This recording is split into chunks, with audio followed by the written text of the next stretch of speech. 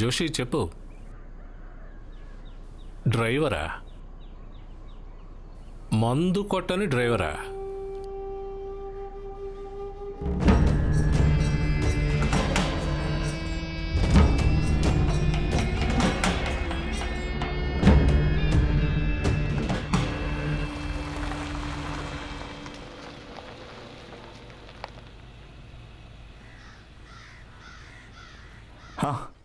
రారా, నువ్వు రావడానికి లేట్ అయినప్పుడే అనుకున్నాను. ఇలారా. అమ్మా రండి. రా, అడుగుంటా. మెల్లగా మెల్లగా. జాగ్రత్త. రండి. రే, అవన్నీ ఏం తీయొద్దు, అవన్నీ మన కోసం. సరే. అవును. రా, నువ్వేంట్రా అస్సలు ఇంట్రెస్ట్ లేని వాళ్ళ కనిపిస్తున్నావు. మనకి ఇందులో బాగా ఇంట్రెస్ట్ ఉన్నట్టుగా వాళ్ళకి అర్థం అవ్వాలి.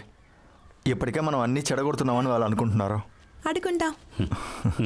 రే, వీళ్ళు ఇక్కడే ఉండేరా. దివ్యకి తోడుగా ఉన్నట్టు ఉంటుంది, నీ కూతురికి ఓ చేంజ్ ఉంటుంది. ఆ బ్యాగ్ లేవు. రా, అసలు నీ ఉద్దేశం ఏంటి? రే, ఏదో ఒకటి చేసి మనం ఈ వ్యాపారాన్ని ఆపాలి. ఈ బిజినెస్ని ప్రారంభించినప్పుడు నువ్వు నేనే ఉన్నాం. మనకు లాభం తక్కువగా ఉన్నా మనసు ప్రశాంతంగా ఉండేది. రే, మనల్ని జోషి ఎందుకు రమ్మన్నాడు? ఫార్మింగ్ని మార్కెటింగ్ని సరిగ్గా చూసుకోవడానికి. జోషి అడిగాడు కాబట్టే మనం డామినిక్ని యాడ్ చేసుకున్నాం. ఇప్పుడేమో కొరియన్ తలదూరుస్తున్నాడు, మంచి బిజినెస్ చేయిస్తానంటున్నాడు, భలే లాభాలు వస్తాయంటున్నాడు, తలం కొనమంటున్నాడు, చివరికి ఇరుంబని వస్తున్నాడు. దీన్ని గనక మనం ఆపకపోతే జీవితాంతం ఇరుంబనికి కురియన్కి బానిసలుగా ఉండాలి. నువ్వు చెప్పావు కదా, వాళ్ళు ఉన్నంత వరకు అక్కడికి వెళ్ళి ఎంజాయ్ చేద్దామని. మనం అక్కడికి వెళ్ళి ఏదో ఒక కారణం చెప్పి ఆపేయాలి.